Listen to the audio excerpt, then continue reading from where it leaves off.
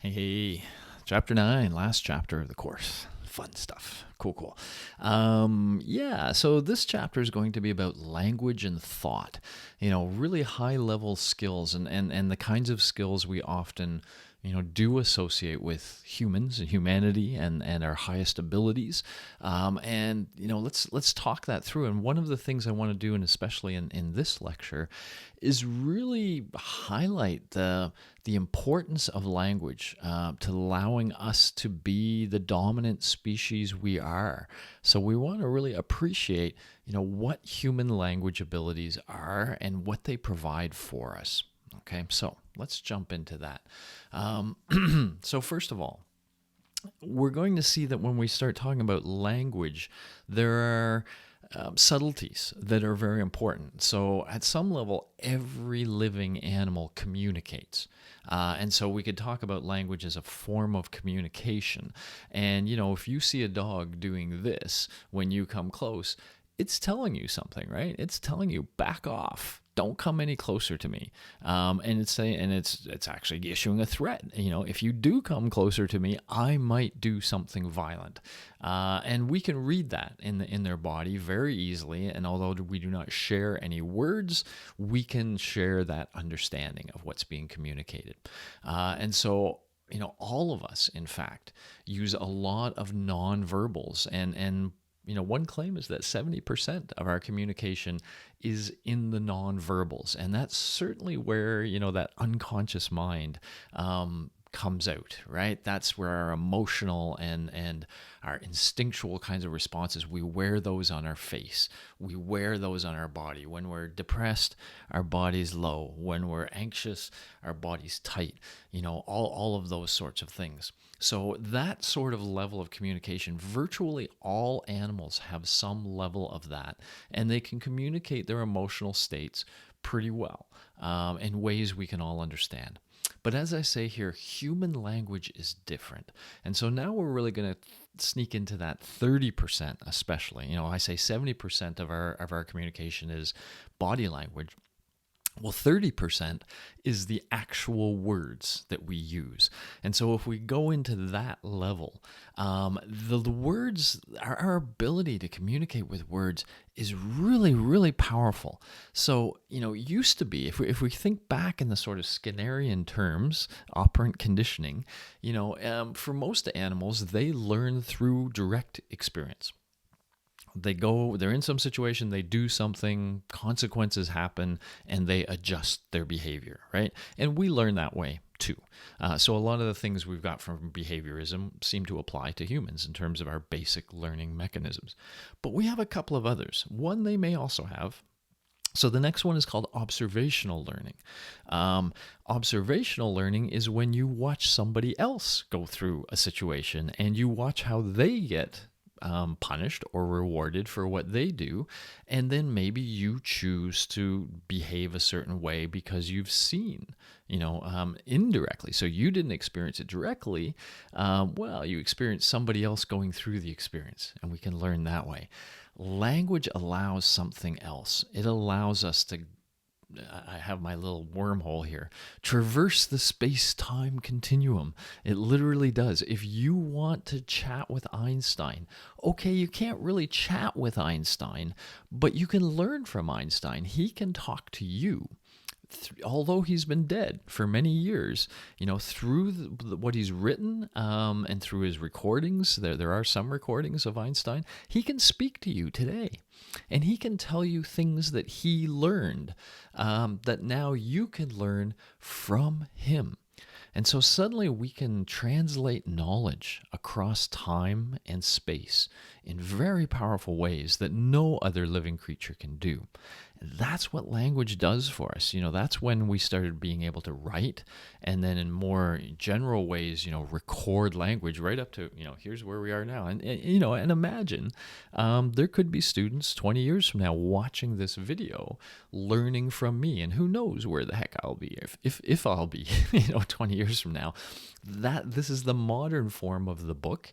But once again, it's our ability to kind of grab language and record it in some way and then share it across time and space.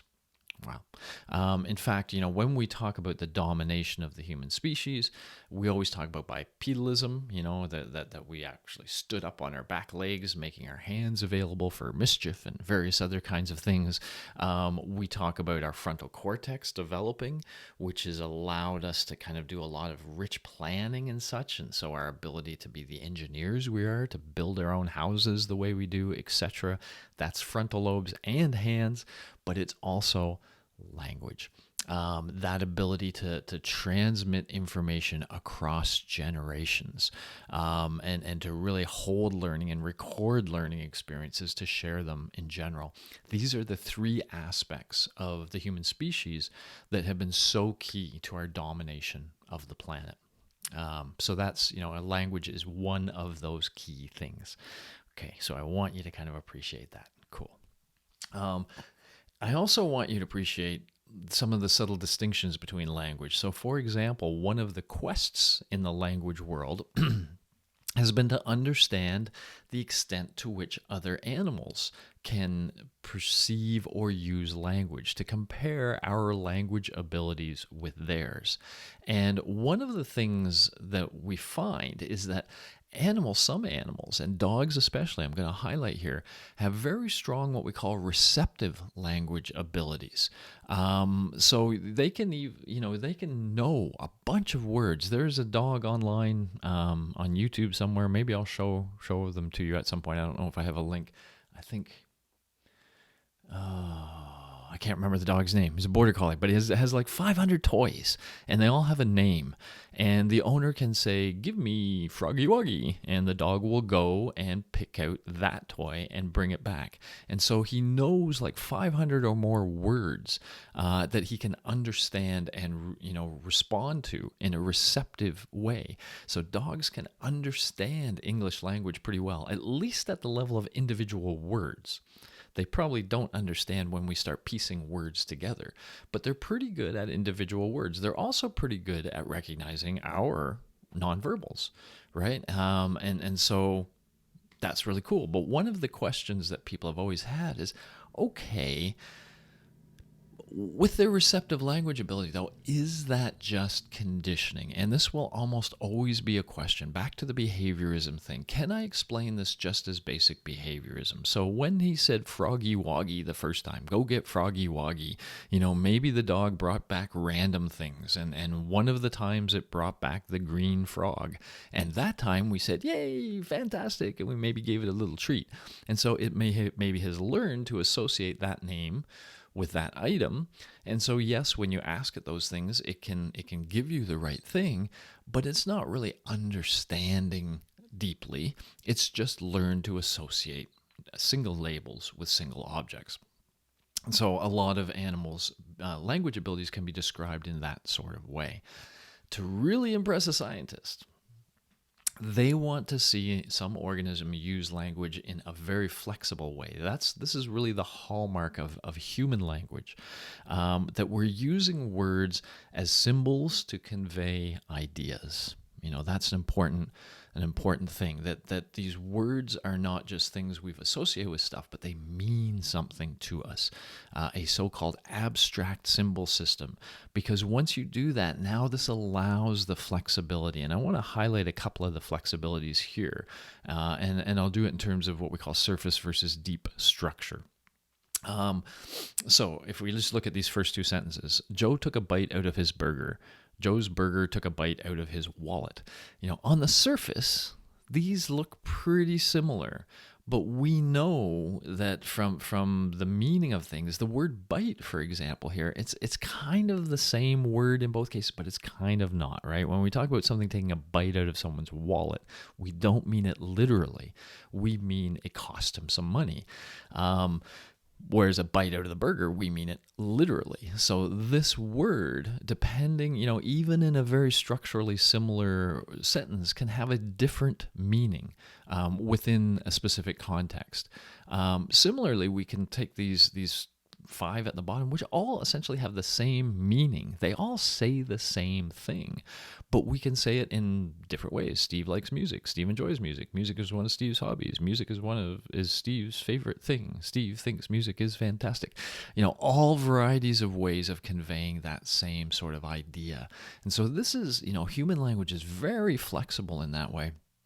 And we combine words to create bigger ideas and thoughts. That's the kind of thing we generally do not see happening with any species other than us. We know that whales and dolphins and others convey information with sounds. Wolves are very social and have a lot of nonverbal communication. But this idea of piecing together, abstract symbols to communicate complex ideas, that's what humans can do. And that's the kind of language that scientists find very impressive. Okay? So I have a good understanding of that. So now I just, as we get this sort of appreciation of what human language is, I just want to tie some things together, and you won't find this in a textbook anywhere. This is purely coming from me in this slide, and it's almost a reaction to the textbook, because so often in the textbook, they seem to connect the ability to have conscious thoughts. Think of our working memory, conscious mind, the stuff that's going on there. They connect that with language as though the two co-evolved. But I want to create a story that suggests that no, an animal could have a rich conscious experience, but not necessarily have our language abilities. That there might be a progression at play that makes a whole lot of sense to me and everything I know about psychology. And so here's the notion. Let me just throw this out, and it'll link together a bunch of things we learned in the course. So imagine some event. Now, unfortunately, this is going to be a sad event, okay? That's just what I'm going to use. So imagine this mother has a cute little fawn and brings this fawn to a new watering hole that it's never gone to before. And so it leads the fawn to the watering hole, and let's say that watering hole has a predator, I don't think there are alligators in deer country, but there's some predator that is hanging out at that watering hole and grabs the deer and the fawn and kills the fawn. Okay. Sorry, I know, it was sad. Okay, that is, from a Skinnerian world, one learning experience, right? The deer brought the fawn there and a bad consequence happened. How powerful is one learning experience? Well, so my thought is one of the reasons why consciousness might have developed, that conscious mind may have evolved, because it allows this one experience to become now repeated experiences.